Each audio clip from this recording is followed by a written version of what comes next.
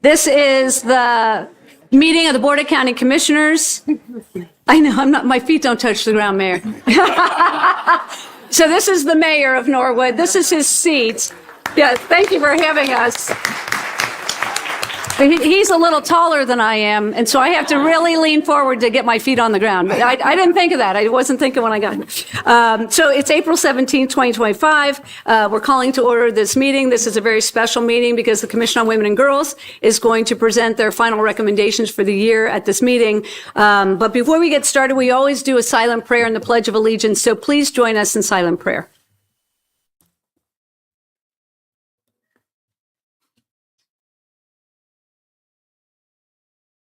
Amen. Amen.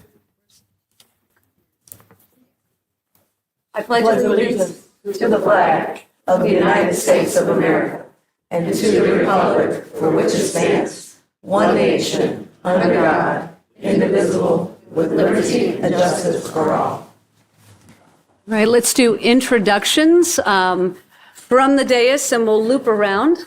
So we'll start over here. Ann Schooley, prosecuting attorney. Stephanie Summerall Dumas, Commissioner. Hamilton County Commissioner Alicia Reese. Jeff Ludo, County Administrator. Leslie Hervey, Clerk to the Board. Christy Rischel, Assistant Clerk. Amanda Carter. Thank you. I am going to make a motion. We approve of the minutes of the previous session. Second. Commissioner Dreehouse. Yes. Commissioner Summerall Dumas. Yes. Commissioner Reese. Yes. All right. Thank you. So before we go any further, I did want to give an opportunity to the mayor, Victor Schneider. We are in his house. So thank you so much for hosting this meeting. I know there are a number of council members in the audience. I am going to leave it to you to make those introductions, but we are very grateful. Your staff has been fantastic and very hospitable, and we couldn't feel more welcome. So thanks for having us. Thank you very much. Thank you for being here. We are very privileged to have you guys sitting in our newly refurbished courtroom council chambers. It's really council chambers, right? Joe Gears is in the back here. He is the president of council. Sitting next to him is Emily Franson and Cyrus. Cyrus is an adopted council member. We said for 9 months. James Fonzel is right here in the back. He is the treasurer for the city of Norwood. Been really making significant changes and improvements to the city's treasury.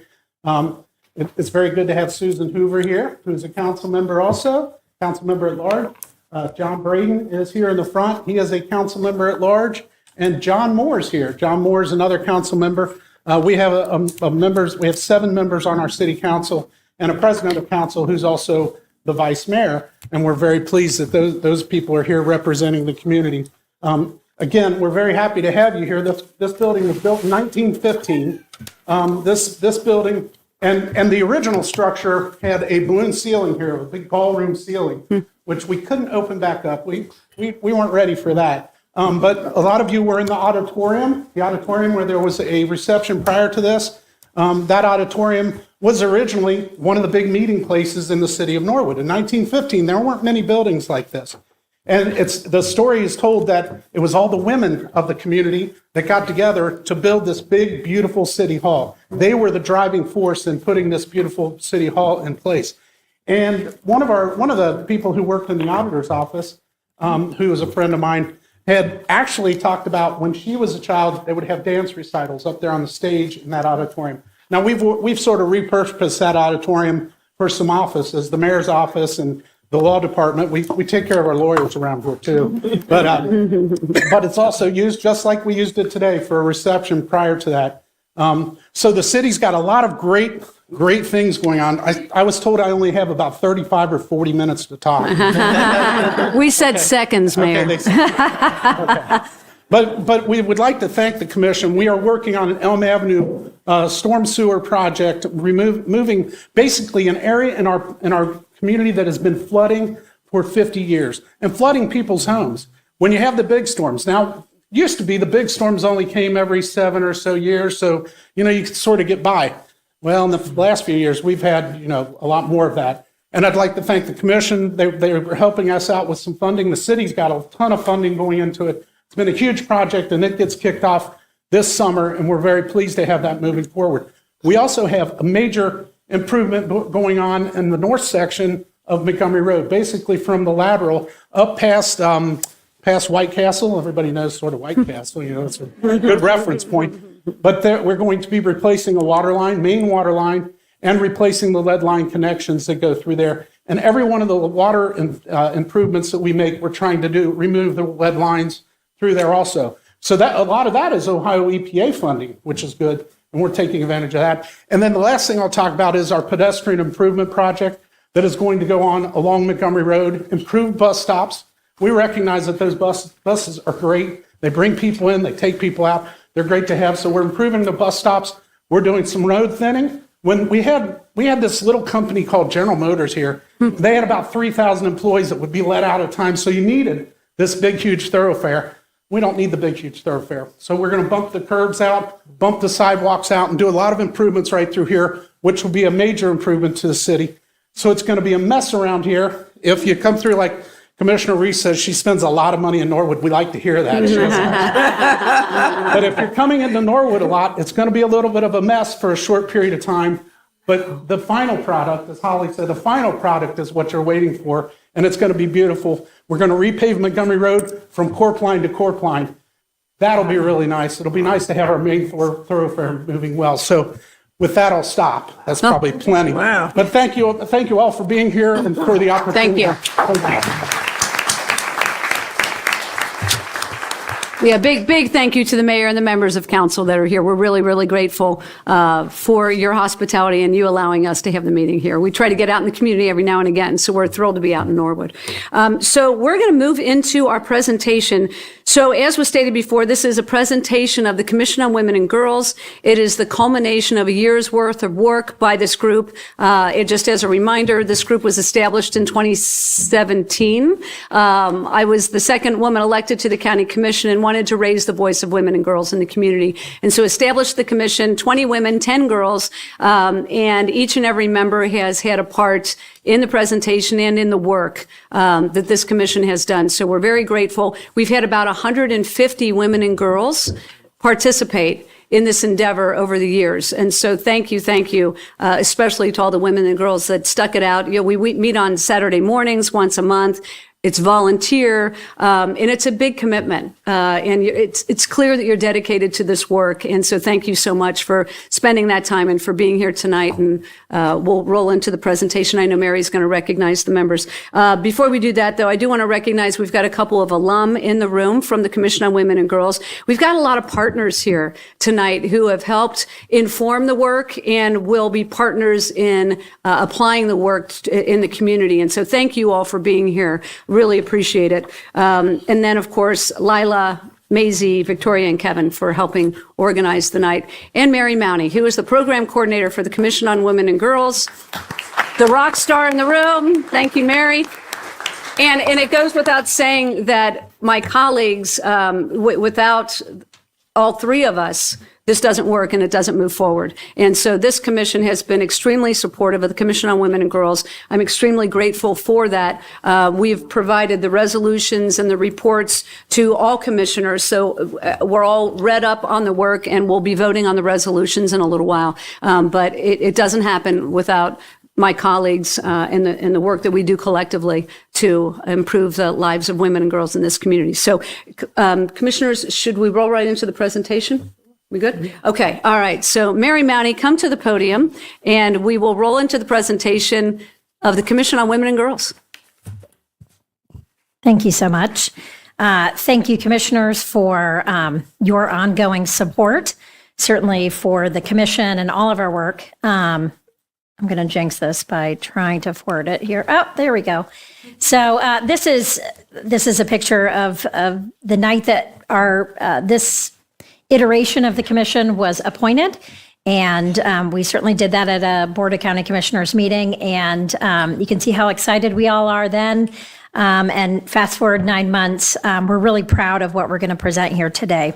So I did want to take a moment just to recognize those that are here, and then certainly those that are not here, but have served this year. So our student members, first and foremost. These come from high schools across all of Hamilton County. We are extremely intentional about ensuring that we have a variety and a diverse population of folks. So not only girls from different high schools, but students who have different life experiences. And the same goes for the women that serve as well. So our student members are Margaret Baker, and feel free, if you'd like to stand, you are welcome to. Margaret Baker, Emery Charles, Madison Crawford, Sarah Garvey, Greta Linzer, Enyanam Nevis, Sosina Tafara, Sanaya Washington, and Cameron Wilkinson. Thank you, ladies, for your dedication.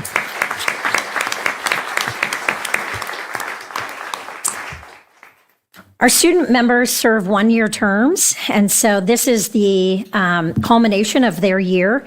And so while many of them will move on to other things, we appreciate that they've given the last year and one Saturday every single month to dedicate to this work and to improving the lives of other students and other women and girls in our community.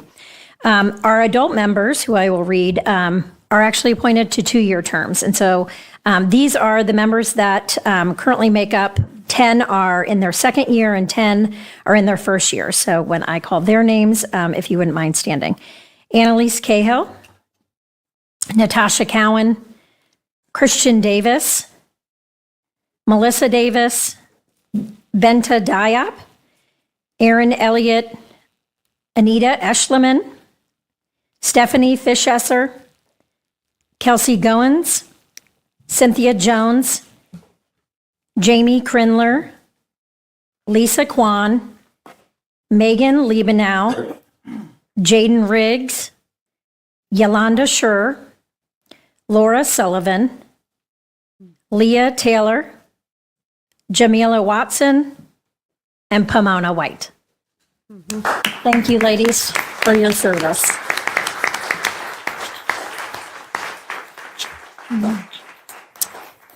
So thank you. I'm just going to give just I have to have the opportunity to thank all of them in the proper way and really want to frame this work for all of you and for those at home who might be listening. So the Commission on Women and Girls originated, as Commissioner Driehaus said, from a desire to hear directly from female voices on a wide range, from a wide range of ages and lived experiences, to provide a direct avenue of representation for their personal experiences, challenges, and victories here in our community. Once a month for 9 months, in their free weekend time, these women and girls come together and create a productive community by bonding over their shared lived experiences and the future that they see for our community. They stand before you today determined to solve community problems in our community, and the recommendations are a path to a better future for all of us. Currently, as I'm sure all of you are aware, our existing systemic structures do not support the average American female experience. Period poverty, inequitable pay, and gender-based violence are just a few of the issues that result from this lack of support. These examples point to one simple truth: that without partnerships, without community organizations, and without government resources and intervention, women in our community are placed at a disadvantage from the beginning.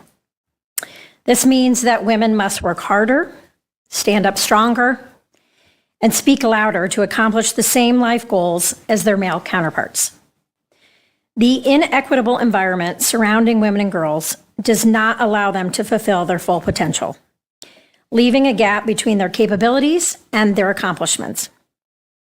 The presentations by the women and girls today that will come today were developed over months of deliberation, rigorous research, and impactful community outreach. The combination of women and girls from all walks of life in our community on this commission provide an interesting lens to view gender-based issues in our society. By examining their lived experiences at all different ages, we can pinpoint areas of opportunity for Hamilton County to improve support for its female residents. This work is more important today than ever. The sizable financial and material investments made by this board and those before you have been critical to the impact they and so many community initiatives have accomplished. It has been an honor to facilitate the important and insightful work of the Commission on Women and Girls and act alongside these very intelligent and purposeful ladies. Our hope is not that the work for the Commission ends tonight, but rather to begin a new chapter of ongoing efforts to equalize the playing field between residents in our county. The presentation of the Women and Girls will start now, and I'm going to pass this over to our first group.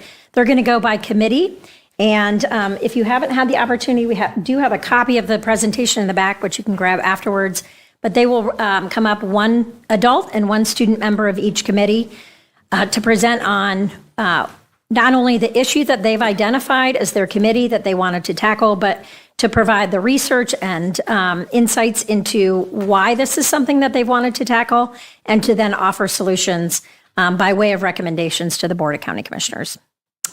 So, first and foremost, please welcome our Social Mobility and Stability Committee.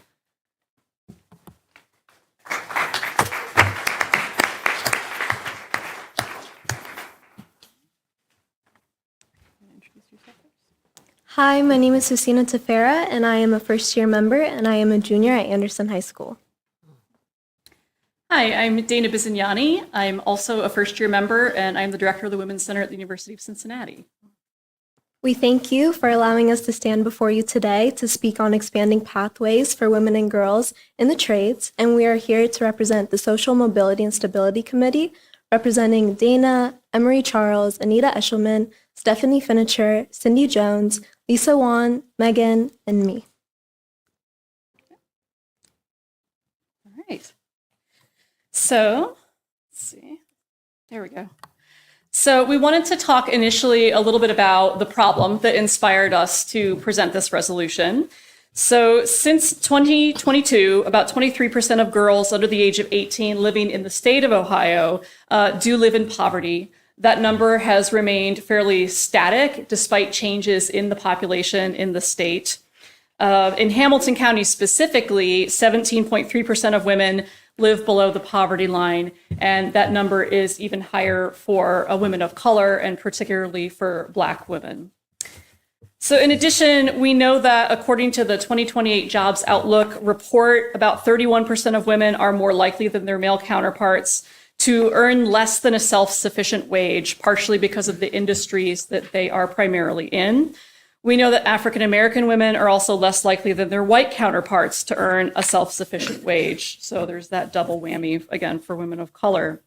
So we can see clearly that both girls and women need greater access to pathways for stable, good-paying jobs to support both themselves and their families. And in addition, Hamilton County, we know, needs a steady supply of local, skilled trades workers for our growth as well.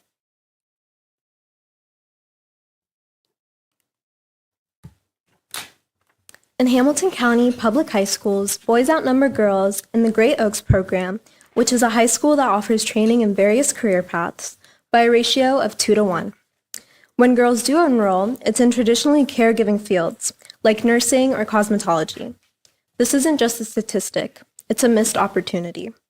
We asked students in a survey that went out to my high school what would encourage them to consider a field in the trades.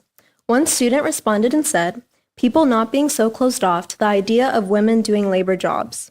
This quote in itself speaks volumes. Girls are interested, but the perception that the trades are just for boys is holding them back. We need to open doors, challenge stereotypes, and make sure that girls know that every path, from welding to construction to engineering, is open to them too. Now, speaking briefly on the benefits of this initiative, by expanding access to apprenticeships and skilled trades that offer good living wages, we not only empower individuals, we supply our county with the workforce it needs.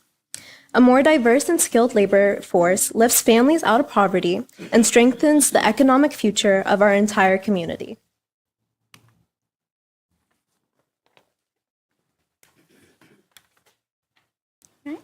So we want to go briefly through our recommendations to the county commissioners tonight. The first one is to renew previous support for the Building Futures program. We know that you all have supported that in the past, and I'll talk more about that in a minute. To support access to reliable transportation for program participants. We know that's a continuing barrier for that program. We are also recommending that there is additional sustainable support in collaboration with other community partners, of course, to remove key barriers, especially for women and other caregivers participating in the program. So this would include, for example, support for women-only cohorts. They're recruiting for their first women-only cohort right now. And as a result of conversations with the Urban League, who runs this program, support for after-hours childcare, particularly for those participants who don't meet that threshold for qualifying for TANF, which would qualify them for some childcare vouchers, but there's a group that really cannot access that either. So they especially need support. Again, not just women, but all caregivers run into that barrier of after-hours childcare. So we do want to acknowledge that oh, this is not the updated one, I'm sorry. The initial sort of support for Building Futures did come from the Hamilton County of about $225,000. That pot of money is now starting to run out, so that's part of why we're asking for renewed support. But they have run 3 cohorts in their first year with a total of about 48 participants. 17 participants are currently enrolled in the cohort they're running now. They're aiming to run that first women-only cohort this year, and then by 2026 expand to 5 total cohorts. So this program is growing and needs support. Okay. So we would also recommend that the Commission convene a coalition of thought partners for the purpose of amplifying the work of existing workforce programs, combining resources and fostering collaboration and cooperation to further expand pathways for girls and women in the trades. There's a lot of good work going on, but much of it is siloed, and putting all of the horses behind one plow, so to speak, would help get that harvest in faster. Our last recommendation would be to charge this coalition to organize an annual day to collectively celebrate and promote the trades in Hamilton County in partnership with existing career fairs hosted by the County Commission, Ohio Means Jobs, and others, to be attended by high school students as well as job-seeking adults. And in collaboration with Hamilton County Schools trades education programs such as Great Oaks that Cecina mentioned. So in closing, that's why we're asking you to support more pathways for girls and women in the trades, along with our other community partners who are already on board and support this resolution, including the Urban League of Southwest Ohio, whose Building Future programs we discussed, the AFL-CIO Labor Council, the Women's Fund, and the Workforce Council of Southwest Ohio, among others. Mm-hmm. Thank you. Thank you. Very good. Commissioner, should we hold questions or don't? We're going to hold questions. We're going to hold questions. We're going to Okay. hold questions. Thank you. Thank you. Up next is our Pay Equity Committee.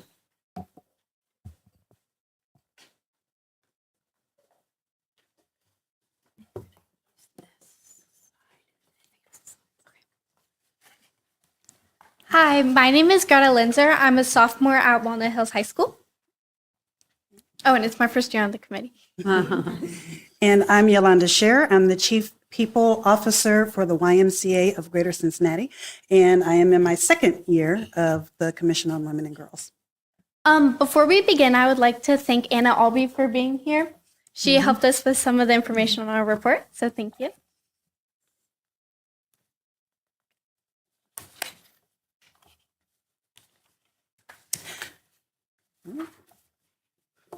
Introductions. The members of our Pay Equity Committee include Greta Linzner of Walnut Hills High School, Maya Nevis of Coleraine High School. Our women include Annalise Cahill, Jamie Kreindler, Kelsey Goins, Lee Taylor, and myself.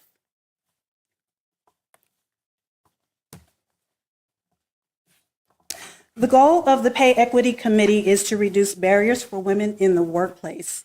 Some of our goals include expanding the pay equity commitment, of which we have been completing over the last several years, improving lactation rooms for nursing mothers, and exploring paid leave initiatives within the state of Ohio. The Pay Equity Committee has conducted research and has found that for every $1 earned by white men, women earn anywhere from 58 cents to 94 cents depending on their race. Hispanic women earning 58 cents, Black women at the lowest earning 67 cents, white women at 80 cents, and Asian women earning 94 cents.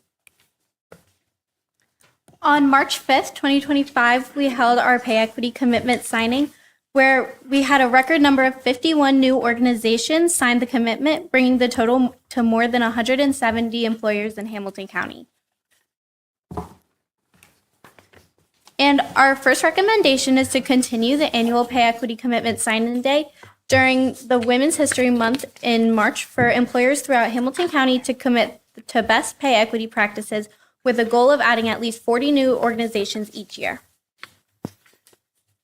Our second recommendation is to advocate for the implementation of lactation rooms with a fridge, a comfortable seating area, and well-marked signage in all Hamilton County-owned facilities, including stadiums, as well as set an example and provide best practices for municipalities and organizations within Hamilton County that may want to implement lactation rooms in their own facilities.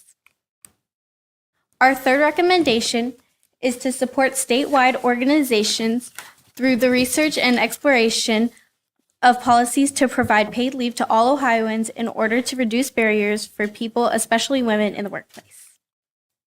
That's it. Very good.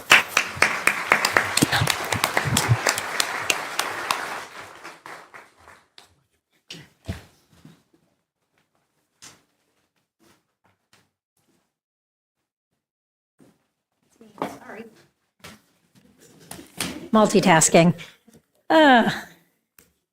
Thank you very much, Pay Equity Committee. Please welcome the Health and Self-Identity Committee.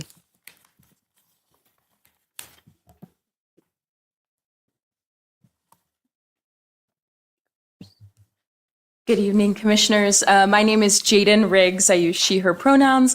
I am on my first year serving on the commission. Hi, my name is Sarah Garvey. I'm a senior at Corning High School, and this is my first year. We're here on behalf of the Health and Self-Identity Committee. Our other members are Pomona White, Maggie Baker, Cameron Wilkinson, and Aaron Elliott. Our initiative is DASH, driving accessibility, safety, and health.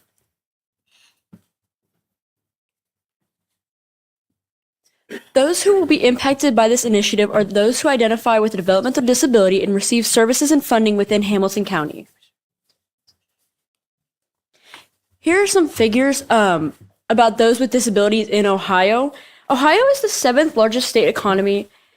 23.5% of Ohio children 18 or younger have a disability. 26.9 to 36.1% of adults in Ohio have a disability, and 53.4% of those are women.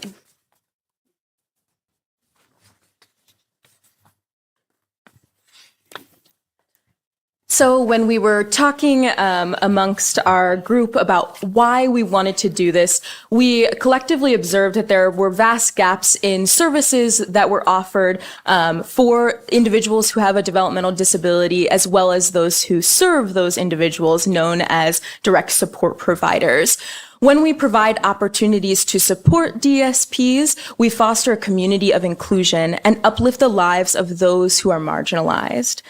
By supporting DSPs, we can see a few different outcomes. Most importantly, we are able to support DSPs by giving them specialized training, making them more employable, also creating more employee retention for those DSPs.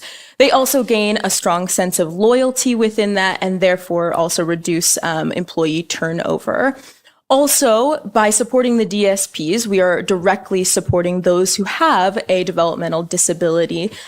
They will receive and feel a stronger sense of felt safety, minimize an ACE score, which is also known as adverse childhood experiences, as most DSPs work with individuals who are under the age of 18.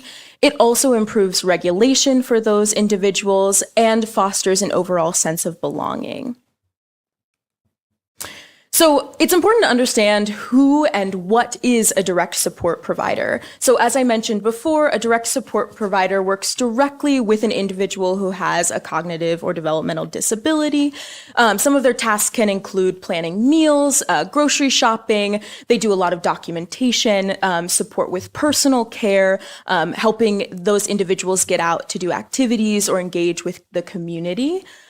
They also do, like I said, a lot of documentation and oftentimes have to do quite a bit of travel for their jobs as they are directly serving those individuals in their homes or in institutions. So some fast facts that are important to recognize. Between 25% and 43% of DSPs report distress in their jobs. These individuals are tasked with very physical and emotional toll while they are working, and that can create a lot of stress both in their personal and professional lives. Studies estimate that 4.5 million people in the US are direct support providers. Of those, 87% are women and 53% are women of color. So as you can see by those statistics, these roles are directly related to women and women who are minorities. It's critical that direct support professionals have competence and confidence, as well as ethical decision-making skills within the guidance necessary to provide quality support, and that they have access to a career path that is aligned with ongoing professional development opportunities. There's also a nationwide shortage of direct support providers, and that adversely impacts those who have an intellectual disability. It also impacts the DSPs directly because they are tasked with more clients or longer working hours. So how are people who have a developmental disability impacted by their DSPs? The research indicates that when providers are treated with dignity and respect, those who have a developmental disability were more likely to have the following outcomes. They were more likely to have health continuity and security, a stronger sense of independence, free from abuse and neglect. They were treated with respect and were given fair treatment. And lastly, the independence and right to choose their services were more likely granted to those who had a disability. So how organizations treat their employees directly impacts those employees and then also impacts the individuals that they serve. We recommend that the Hamilton County Commissioners, in conjunction with Hamilton County Developmental Disability Services, prioritize support for direct service professionals or DSPs by investing in ongoing training and education opportunities, expanding data-backed innovations to promote DSP retention and satisfaction, and advocating for increased state funding for our DSPs. We also recommend that the Hamilton County Commission on Women and Girls and the Health and Self-Identity Committee remain committed to bettering the lives of those who identify with a developmental disability in Hamilton County. The Commission also remains committed to supporting and uplifting the goals of local organizations and programs. Thank you very much.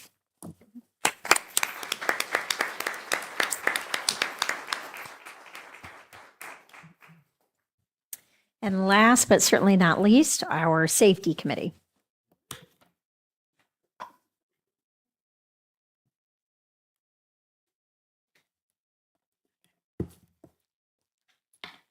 Good evening. My name is Sanaya Washington. I'm a sophomore at Walnut Hills High School, and I'm a first year. Hi, my name is Melissa Davis. I'm a second-year member, and I work for Nehemiah Manufacturing. Today, we are here to present our recommendations to combat intimate partner violence among women and girls. We are presenting on behalf of the Safety Committee, including Natasha Cohen, Madison Crawford, Christian Davis, Melissa Davis, Benta Diop, Laura Sullivan, and Jamila Watson. So let's begin by acknowledging the reality. Women and girls in Hamilton County are facing increasing threats from domestic violence, teen dating abuse, and growing mental health crisis. Statewide data shows that over 1 in 3 Ohioans will experience intimate partner violence in their lifetime, and the majority of survivors report facing challenges, especially in court systems that are meant to protect them. We're also seeing a sharp increase in high-risk behaviors among girls. These trends are urgently and deeply concerning. There are organizations in the community that have made significant progress to address intimate partner violence. However, many of these programs are at risk due to federal funding cuts. So here locally, we're fortunate enough to have organizations like the YWCA of Greater Cincinnati and Women Helping Women on the front lines providing critical services for survivors and their families, such as education, advocacy, and prevention efforts. These organizations have made tremendous progress, but now many of their life-saving programs are at risk due to federal funding cuts. So without sustained investment, survivors may be forced to make the heartbreaking choice between staying in the abusive situation or facing homelessness. Tiffany Wilson, the Director of Shelter Services at the YWCA, highlights the urgency and quoted, "Without federal funding, the 630 survivors and their children who fled abuse in 2024 seeking shelter and safety at the YWCA would have to make dangerous decisions to either remain in a domestically violent situation or being unsheltered and possibly homeless. And we simply just cannot let this happen."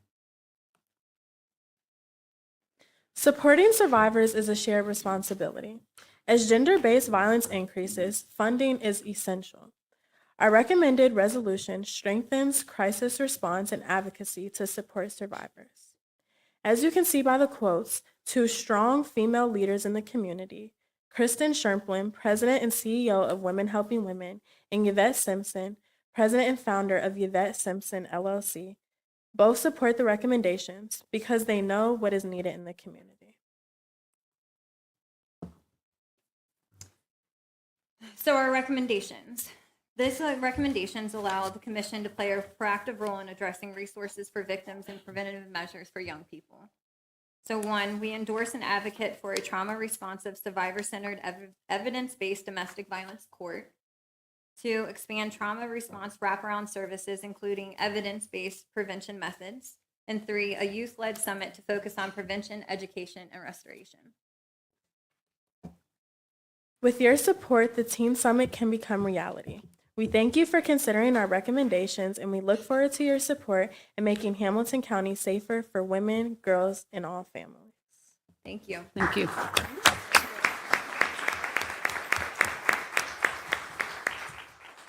Okay. Yeah, go ahead. So at this time, I would welcome any questions that you may have, commissioners, that certainly our commission members can address if you had any. Thank you. Thank you again for the work. Thank you for the presentation. It's clear that you all, we know this. We did a lot of work. You did a lot of work, a lot of research. Community partners are in the room. So once again, thank you for being so thoughtful as you brought the resolutions forward to this commission. And so with that, I'm going to turn it over to my colleagues for comments and questions. Commissioner Summer-Odumas. Thank you. Thank you all for your presentations. And it's just obvious to me, as was said earlier, lots of work has been done. Lots of collaboration and partnerships, and you have to do that to make all of this happen. And it's also obvious to me that these recommendations obviously need to be passed. So thank you. Thank you. Commissioner Reese?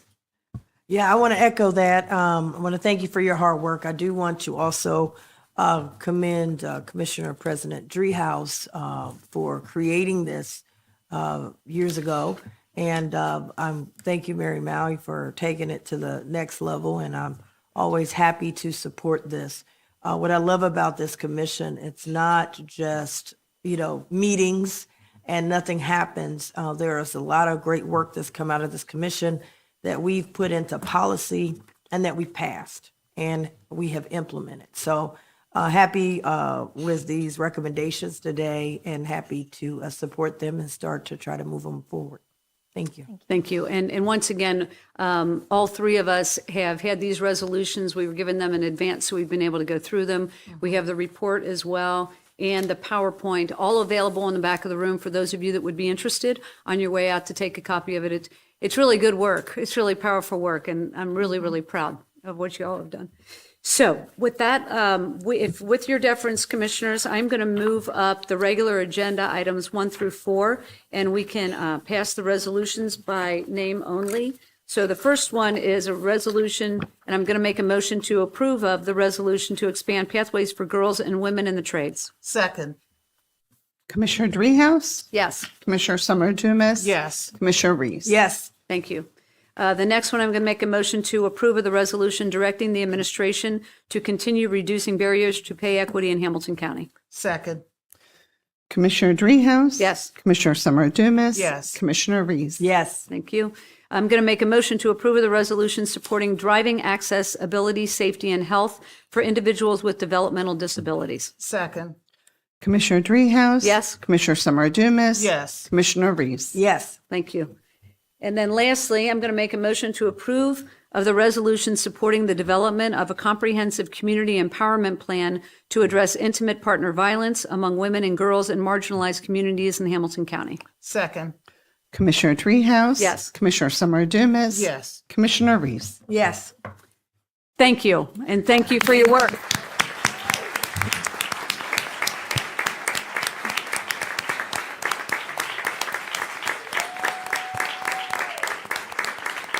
Thank you, Commissioners.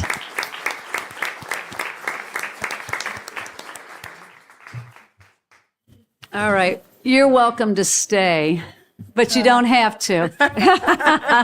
Because I don't, we did pictures when they got sworn in, so I think we're good. Thank you all so much. Thank you for your work. Carry on in the other room if you'd like. I'm sure there's still plenty of food and drink available, so thank you so much for what you've done. And thank you, Mary Mounty, for your work. All right, we're going to move through the rest of our agenda.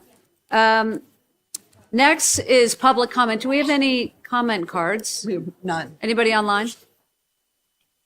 No. Okay, thank you very much. We're going to move to comments and motions of the commissioners. Commissioner Summer Dumas. Thank you. Just a few comments as we move forward. I did meet with Mary Mowie about the Commission on Women and Girls earlier this week to kind of, as you were saying, President Dreehouse, to get a better understanding of what each resolution is and if we had any questions. So had a good meeting with her. Also went down for the FIFA World Cup Trophy Tour down at TQL. The World Trophy is going all through the United States, and they will have a World Game at TQL in June of this year. So you'll be hearing more about those festivities. So it was very nice to be there.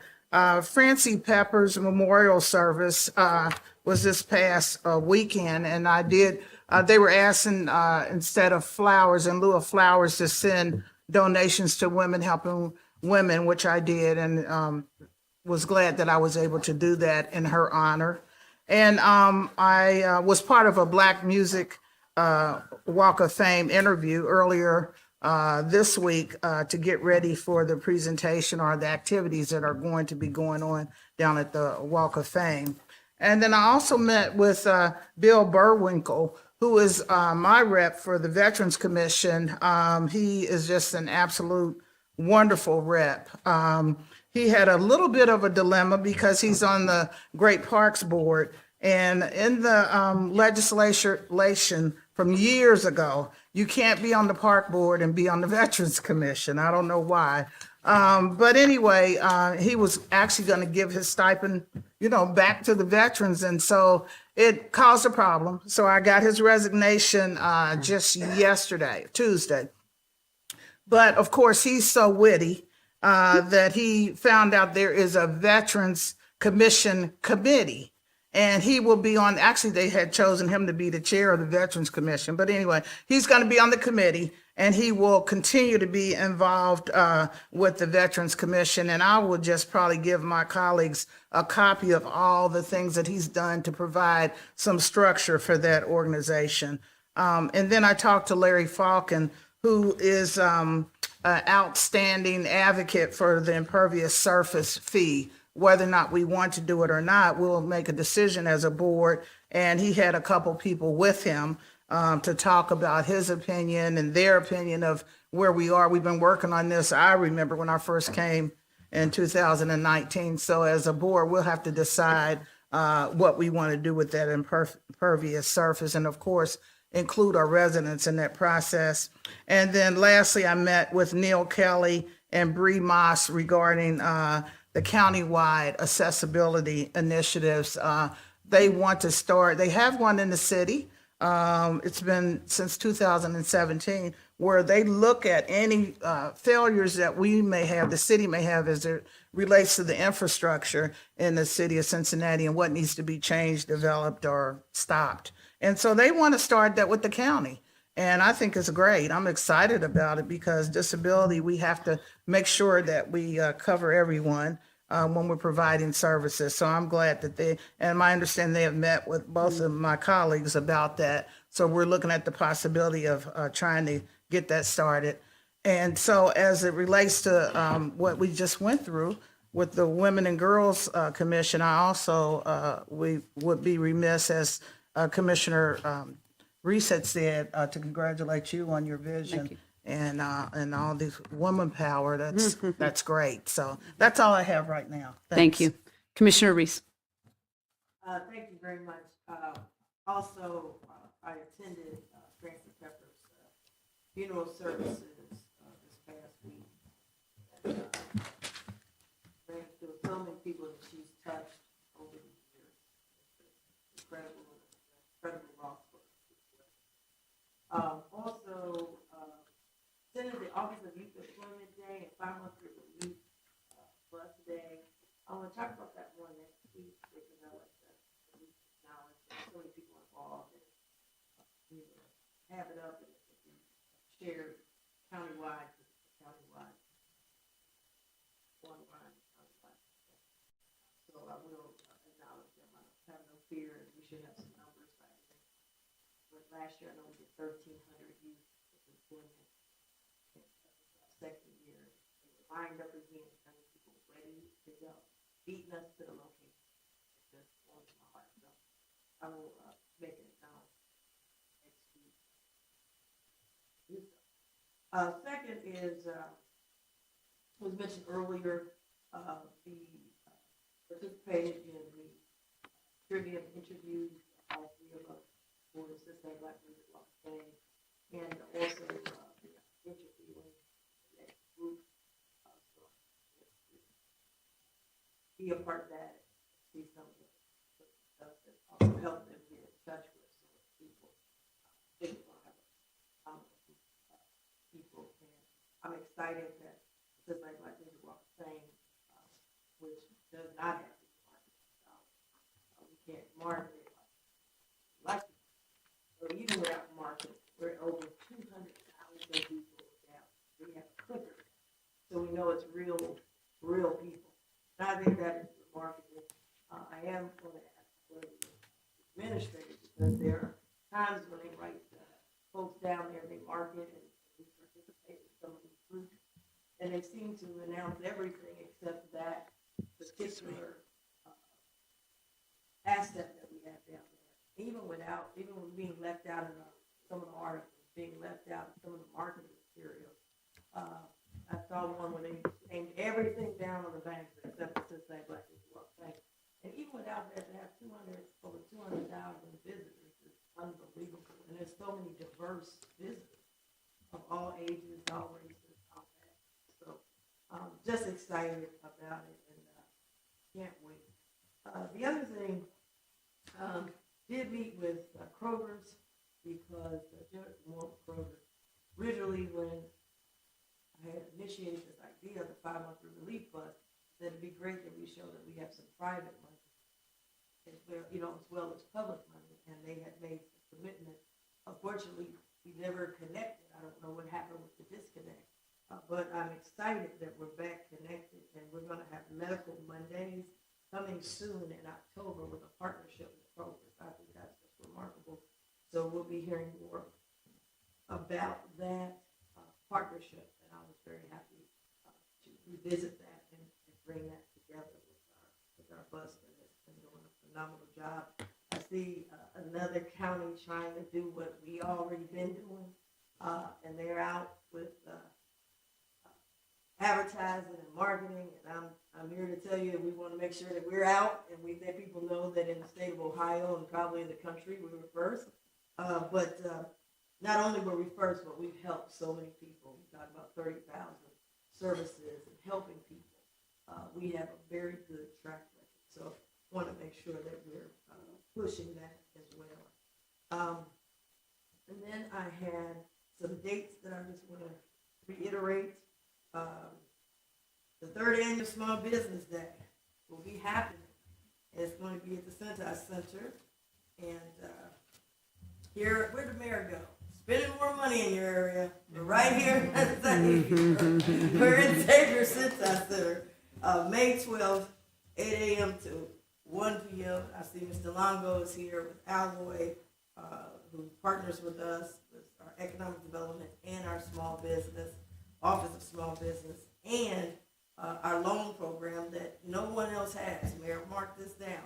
We have a program to help small businesses own the building so they can buy the building. And we're the only, no one has this, and our board has stepped up. We put in almost 50% of the down payment in a 504 loan program.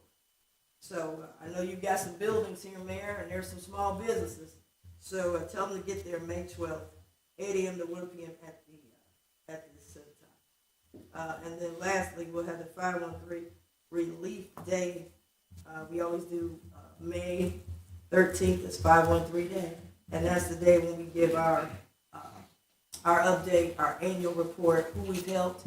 Now this one we split with the city of Cincinnati because half of Corinthian Baptist is in Cincinnati, and I think the parking lot is in Norwood. So once again, Mayor, you're winning again. We'll be there on May 13th. So wanted to just get those dates, and I'm going to keep repeating them so people can't say they didn't get the dates, so that more people can participate. And then also, I did meet with Neil and Bree, I don't know, a month ago or so, and I'm so happy to move forward. I was ready to go. They said, no, slow down. So when they're ready to go, when the board's ready to go, I'm ready to go. I was very involved in the cities. That's how long ago they've had theirs in place. In fact, it was one of the co-authors, and I started working on it when my mother ended up in a wheelchair because of MS, and I saw how hard it was. And we got a lot of things done, the curbs that you see in the city of Cincinnati. Back then, taxi cabs, because we didn't have Uber, they weren't picking up people with wheelchairs. We had a law passed there. I just learned so many things, even going to the mall and trying to get clothes, and the clothes is hitting you in your face.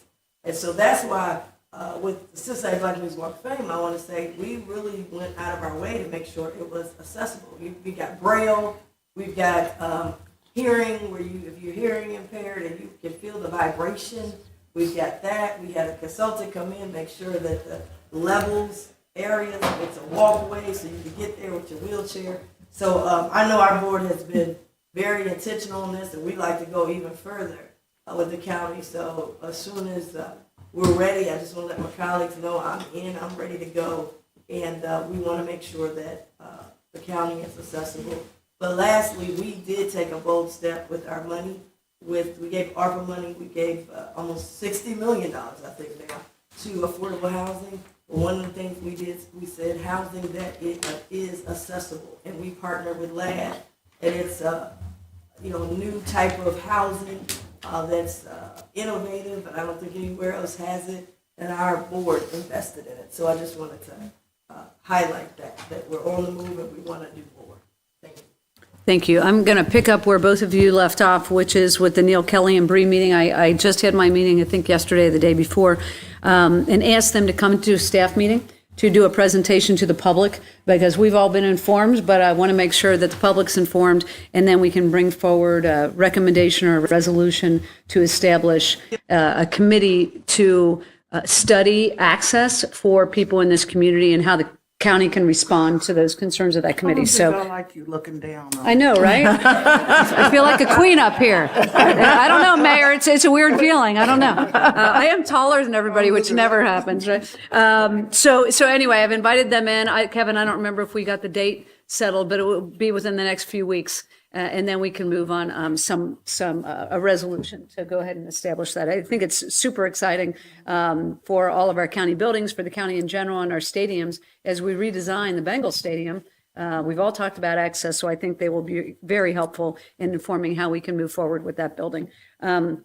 So looking forward to that. I did deliver a resolution of condolence for Francie Pepper. We were all there, and so made sure that the family received that. I put it on the table that had so many things on it, acknowledging her contributions to this community and celebrating Francie. She was a lioness, as we all know, in this community, and it's a very sad passing. So out of respect, we did that resolution. I took it over there. I also attended a Coleraine Chamber of Commerce meeting. It was at 7:30 in the morning, which is not my best hour to do my best work.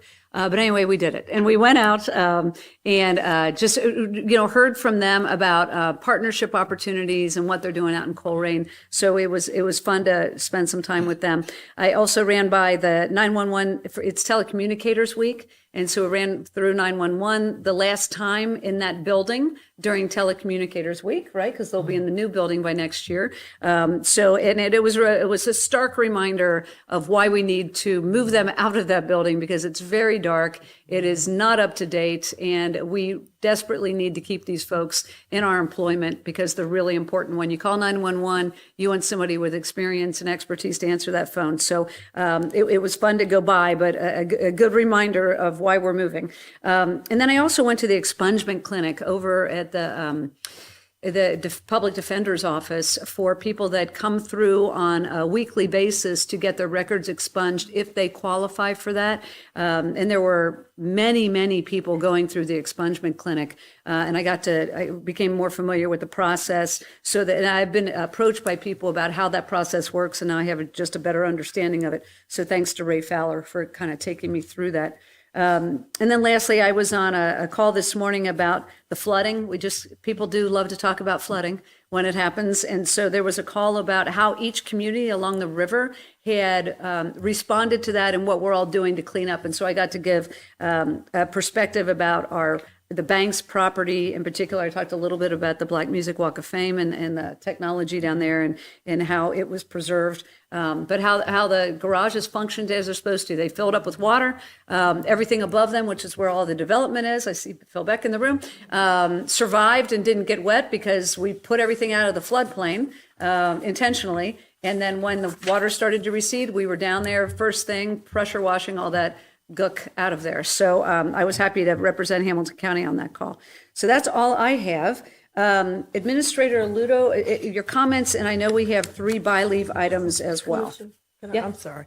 I know that, I think tomorrow, you'll be presenting, this is Second Chance Month. And I know that, our office does a great job. And I just want to say in advance, I support the Second Chance Month, but tomorrow I won't be able to attend. It is Good Friday for me. And on Good Friday, my family, we shut down. So I didn't want them to think that they don't see me tomorrow, that I don't support it, but I do support Second Chance Month. Okay, thank you. Administrator Ludo. Thank you, Commissioners. I will reserve any comments tonight. Just go straight to the by-leaves. In your packet, Commissioners, you have 3 by-leaves. Items 1 and 2 are really together. This relates to the project that the county is undergoing to advance a study to assess the remaining lots on the bank's development, to obtain a professional opinion on the best way to proceed with future development on those lots that do not yet have public infrastructure built yet on them, as we do on Lot 24 and as we do obviously on all the other lots where we have existing uses. So I know Phil Beck is here.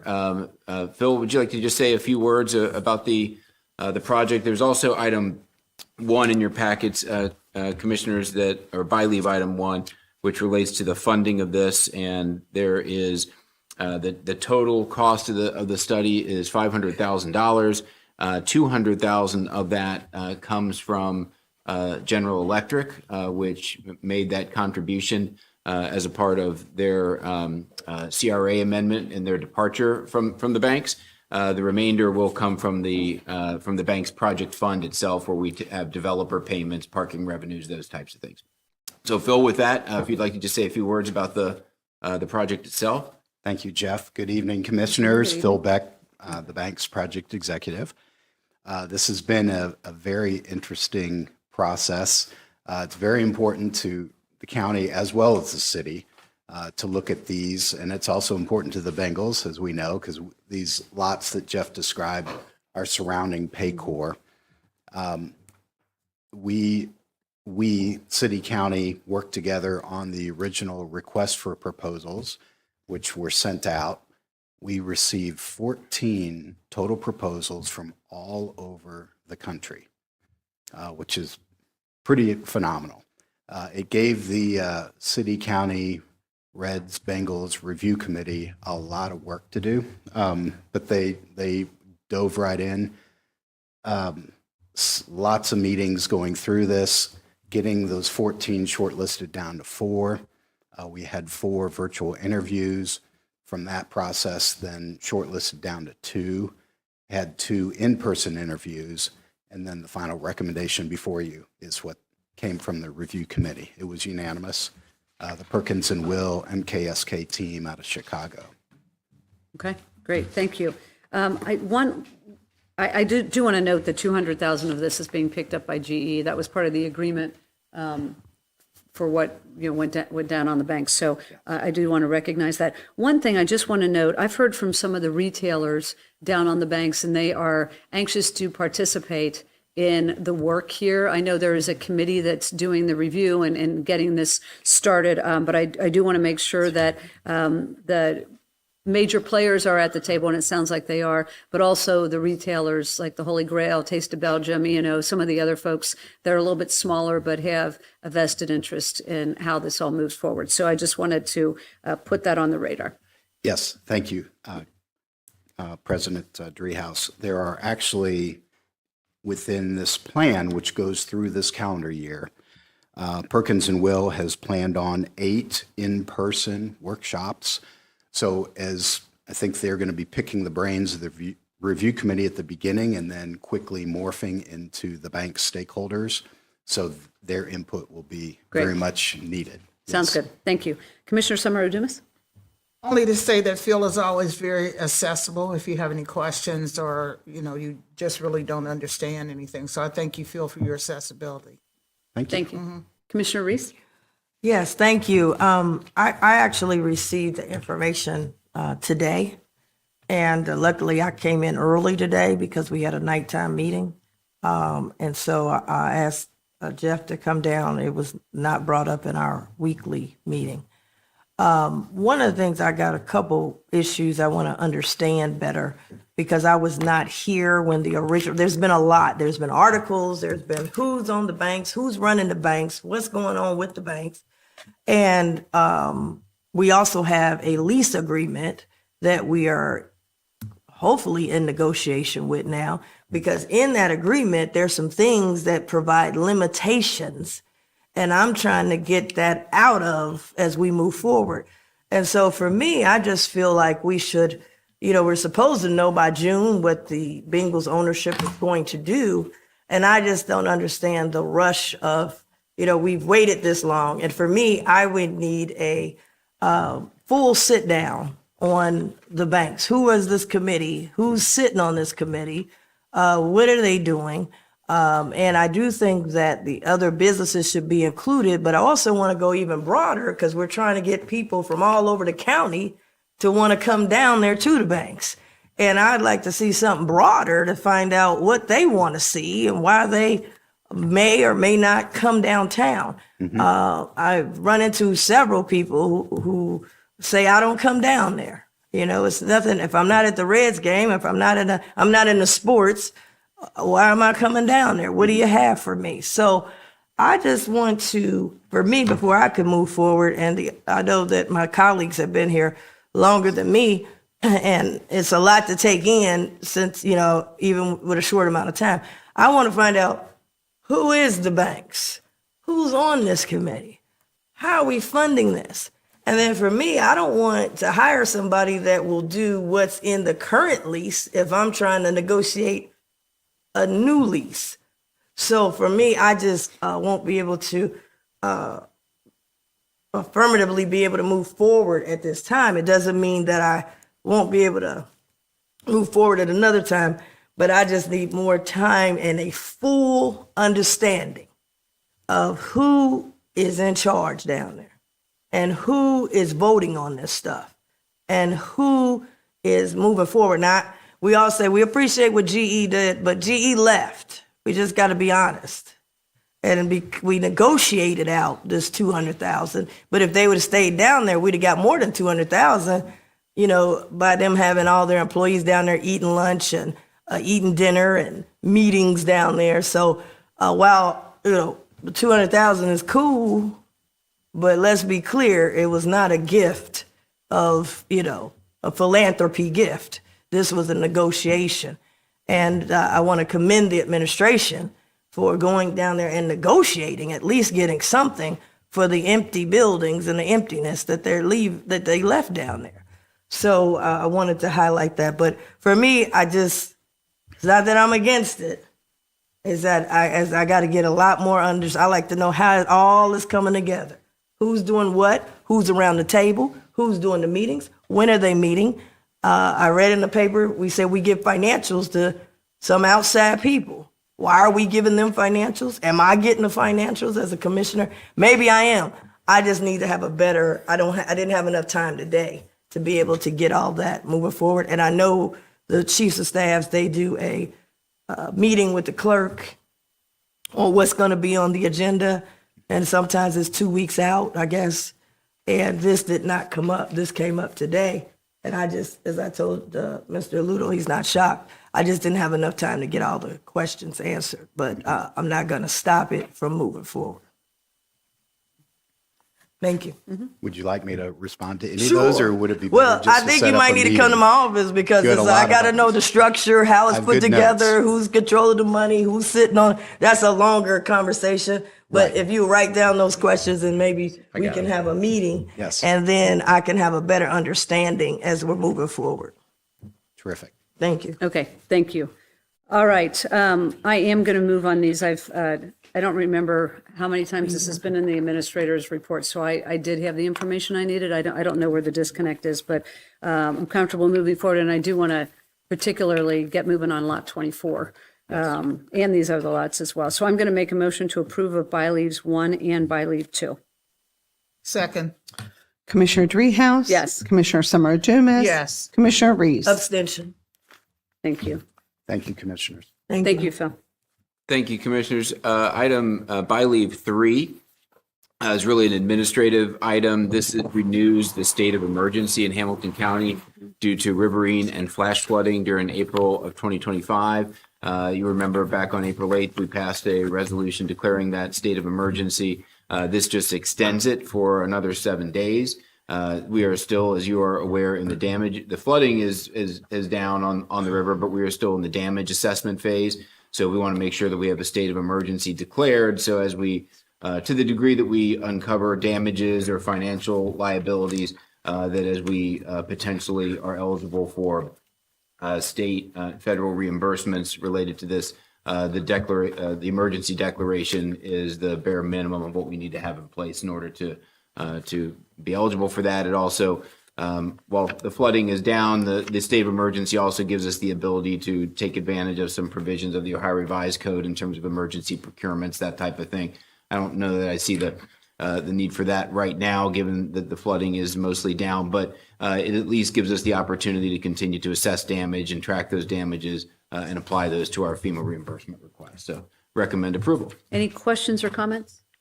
So Jeff, just one question. So Nick Crosley or Eric Beck are making that determination every 7 days?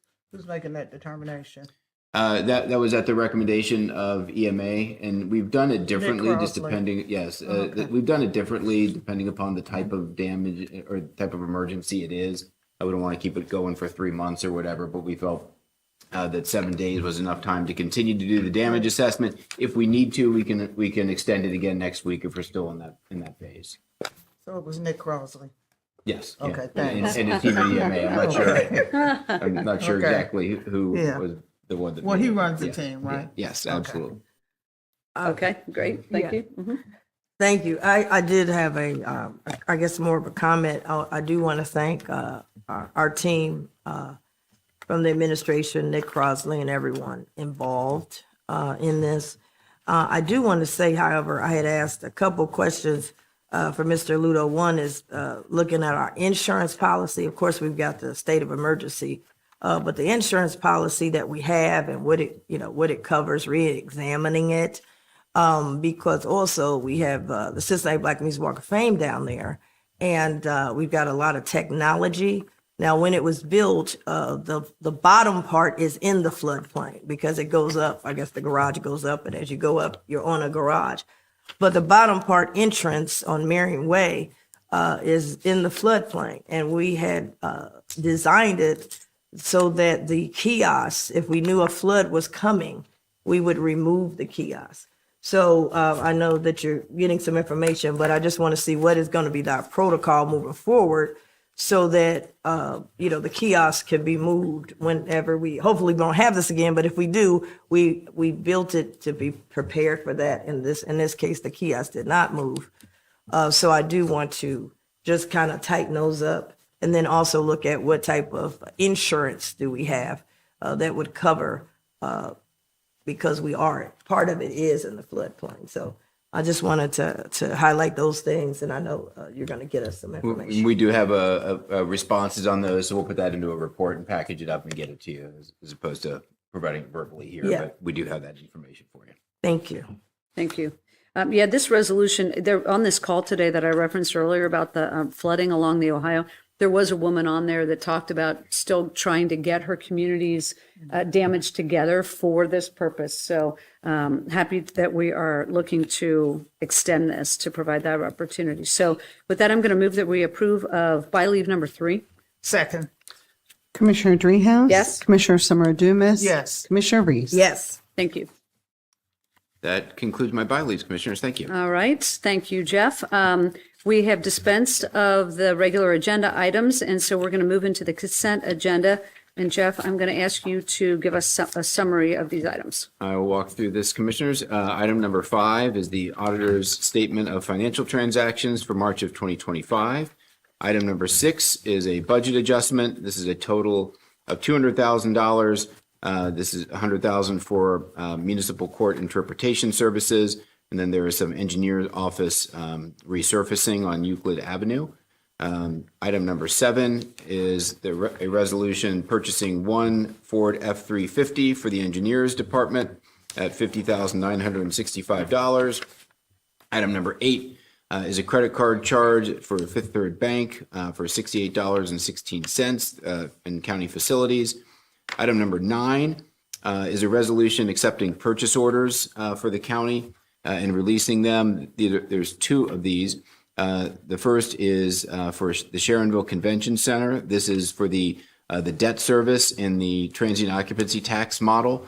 This is debt service and capital improvements that are paid out of the waterfall for the Sharonville Convention Center, as well as a purchase order for juvenile court placement costs. Item number 10 in economic development is a resolution to enter into a contract with Alloy Development at $350,000. Part of this is $200,000 for the continuation of the 504 loan incentive program that was referenced a little bit earlier in the meeting. There's also $150,000 for the community impact program in Cheviot, Lockland, and Mount Healthy. Item 11 is a resolution entering into the 3-year development services agreement with Alloy Development Company. That is the organization that does is the county's primary entity for economic development, doing all of our business retention and expansion visits, doing our enterprise zone CRA work, running the Community Improvement Corporation for us, providing general economic development support, that type of thing. So it's at $1.429 million annually. That's a 3-year agreement. Item number 12 is a resolution reinstating and amending the grant agreement through the board and the city of Madeira. This is at $300,000. I do want to recognize, I believe Michael Norton-Smith from Madeira is here in the audience. If there are any questions for Madeira on this item. Then we have several JFS items, commissioners.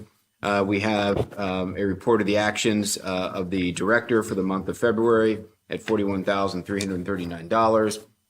Item 14 is a renewal of an agreement with Family Nurturing Center for parenting visitation services, $2.4 million. Item 15 is a renewal of an agreement with Justice Works for parent visitation services, $700,000. Item 16 is a resolution reappointing members to the Hamilton County Family Services Planning Committee. Item 17 is authorizing a single source contract with Specialized Alternatives for Families and Youth for foster care services, $100,000. Item 18 is a renewal of the original agreement with Family Nurturing Center for parenting education services at $500,000. And item 19 is the monthly investment report from the Treasurer's Office for March of 2025. Happy to answer any questions, Commissioners. Thank you.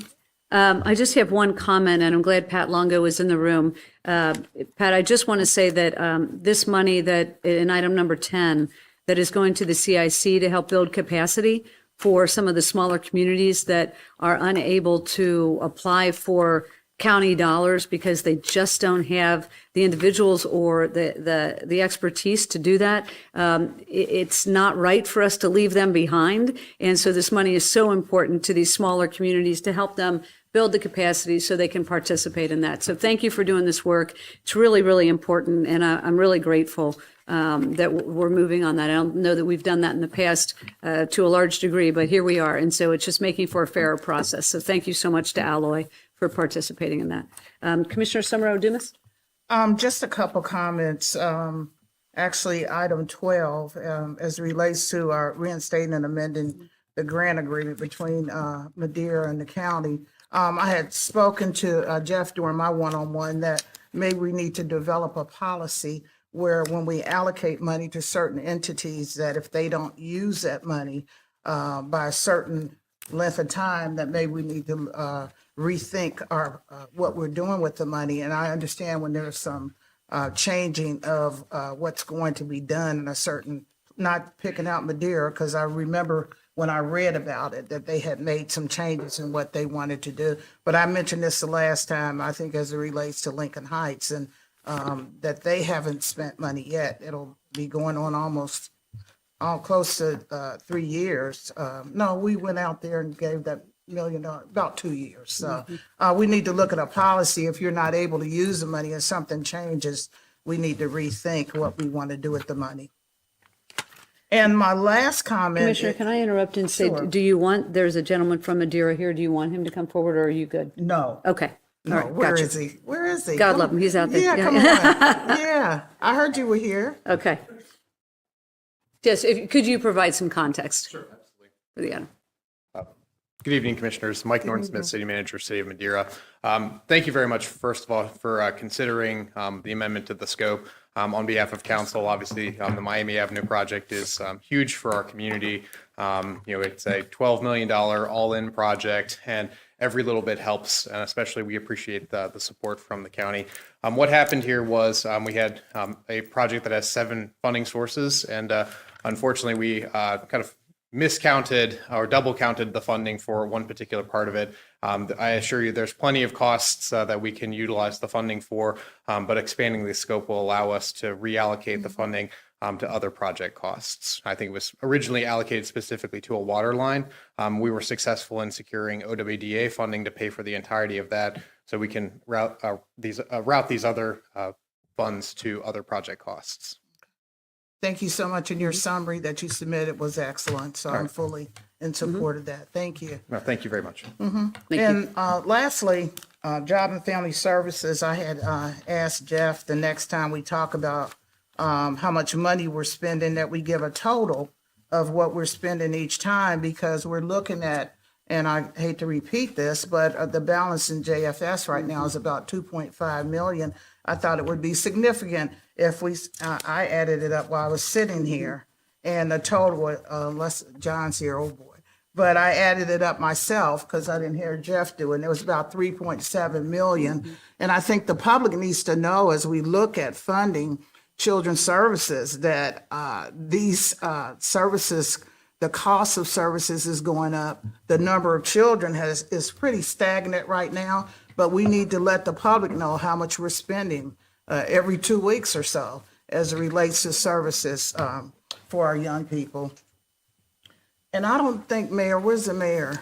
I don't know if I could be on council here because, as I look up, my hippocampus back here, all the blood's going back instead of having it in my frontal lobe. And so it's like hard to think, but you're used to it and, but I can tell the blood is going in a different place. So, but anyway, thank you. Is that good or bad, Commissioner? It's good. Yeah. So, but I thank you, Mayor. So that's all I have. Thank you. Thank you. I like it, by the way. Anyway, Commissioner Reese. Yes, thank you. I'm supportive of Madeira, but I do think we just had a hearing, or if you will, at our last meeting dealing with federal funds. And I think we have over 300 million that has flown or is flowing through us. A lot of the projects and the intention was so that we can help other areas with economic development, because we got aging infrastructure. Obviously, you've got projects you want to uplift and move forward with. But one of the things with this, say it nicely, with the new thing that is happening on grants, matching funds may be even more difficult. So I would like to ask the administrator, because we may be seeing more that would need to be extended or reworked because they thought they were going to get some matching funds that are no longer available. And maybe if we could get our hands on those, because I know we do our budget once a year. A lot of places it's 2 years, and it takes time to get going and get it moving. And now with the fact that you might have thought some other funds would come in to match, but might not be able to match, I just think we need to kind of get our hands on that, and particularly our municipalities and smaller municipalities will be heavily potentially affected by that. In our grants, you have us with a certain amount, but you're thinking you're getting this, you're getting that, but then that didn't happen. So maybe if we could just kind of get something in writing with an update would help us, because I think more are going to be asking to rework, because there'll be some others that didn't come through, and I think that would be helpful. I know for myself and possibly for the entire board. So I wanted to put that out there for us. Second thing that Can I interrupt? Sure. Do you want maybe a staff meeting, if we could get an update from Holly related to some of the grant monies that we've allocated and what the status is? Would that be helpful? Yeah, I think that'll be helpful. Okay. And then the municipalities, where are they on, we gave them, we appointed for them to have the money. Obviously, they didn't get it yet. They can't get it until they get all the paperwork.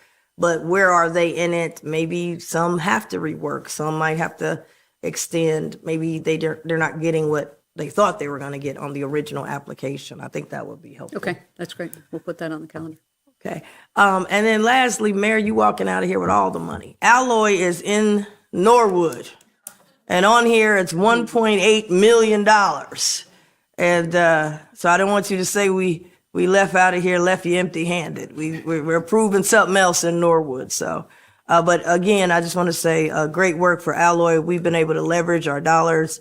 You've been able to help on a variety of economic development, whether it's large, small, mid-size, and we're able to leverage the other grant dollars that you have and loan things that you have, your incubator that you have. So it's been a great partnership. So happy to support again. Okay, very good. All right, with that, I'm going to move that we approve of consent agenda items 5 through 19. Second. Commissioner Dreehouse? Yes. Commissioner Summer Dumas? Yes. Commissioner Reeves? Yes. Thank you. All right, there is nothing further to come before us. I do want to once again thank Mary Mounty and the team for your efforts here. The Commission on Women and Girls knocked it out of the park again. So thank you for all your dedication and effort. Really appreciate it. And with that, I'm going to make a motion to adjourn. Second. Commissioner Dreehouse? Yes. Commissioner Summer